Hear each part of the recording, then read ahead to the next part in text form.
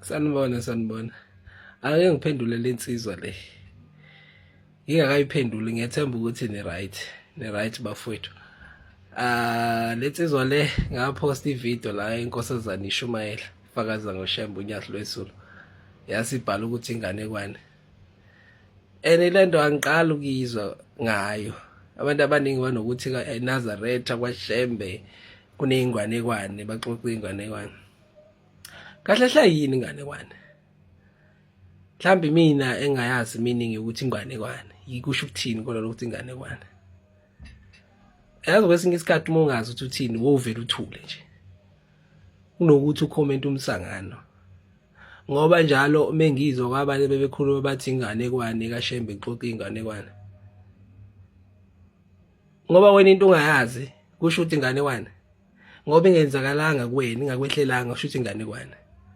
Ngoba phela kaShembe bafakaza ngokubehlele. Ebese bekhuluma ukuthi uShembe ubenzelini. Ukuthi kube kuzwakala njengemagic noma kuzwakala njengento impossible kodwa kusho ukuthi inganekwane. Ngoba nawe uyakholelwa ukubhala eBhayibhelini ukuthi angazi ubani wangena emkhonjeni weingonyama wabonakala ngendoda enye isikhona kulo ndoda ngicabanga ukuthi kwakuthiwa uyona uNkulunkulu. Wawungekho lapha kodwa uyakholelwa. Wawungekho. Akekho futhi umuntu othi hayi inganekwane. Futhi wena othi inganekwane awusho wena ukuthi inganekwane leyo. Ngoba phela uma uthi inganekwane ingoba ubona ukuthi lonto ayikho ngeke yenzeke impossible. Kodwa possible ukubhala eBhayibhelini ukholelwa ihistory into ebhalwe eBhayibhelini. Same thing applies with la suke ixoxa into esikusimehlele sekuyihistory leyo. So uma wena uthi inganekwane uyangidida. Ngithi angikuphendule mfo ngicela sekuyisikhathi ngikuphendule ukuthi inganekwane. Hayi bafowethu. Shuthi ke phela sonke ke sikholele inganekwaneni ngoba nokubhala eBhayibhelini akekho wayekhona. Akekho nomunye wayekhona ngesikhathi seBhayibheli lilotshwa phansi. Lokho kubhala eBhayibhelini. Konke lokho esikufundayo bani Misheko bani. Angigxeki iBhayibheli ngiyakholela kulona futhi nami ngiyalifunda kodwa lene ukuthi kaShembe baxoxa inganekwane. Shuthi sonke sixoxa inganekwane ngoba nani niyakhuluma ngoAbednego noMishek ukuthi kwenzakalani. Niyakholelwa lo nto ukuthi yenzeka.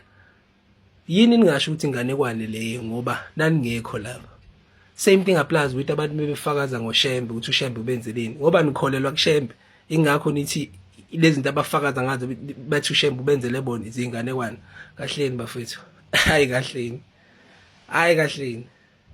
Cacisa nje wena ukuthi awumfuni uShembe.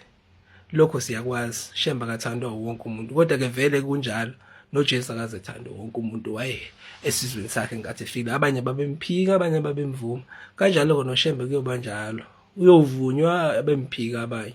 So for lento yenganekwane angi-understand mhlawumbe mangathona uyongichazela kangcono ukuthi isiphi isizathu mhlawumbe esingconyane ngasizwa kangcono ukuthi kaShembe le lokufakaza abasuke ngendlela abasuke befakaza ngakhona zinganekwane ngesizathu esiwukuthi nokuthi manje ima izathu kuseyile ndlela le engiqeda ukuyichaza ngayo ukuthi abantu baye bengicazele bethi hayi baxoxa inganekwane lo nto ngeke yenzeke ukuthi into akazi yenzeke kwena kusho ukuthi ayenzeki kuzweni lokho kuyenzeka ukuthi ngoba akaze kwenzeke kuwe Shembe yazenza imanga believe it or not uyasenza imanga so lento yenganekwane inonsense le mungazi usithini uthini vala imbebeva nomlomo wakho ngalokho ukhuluma umbhedo.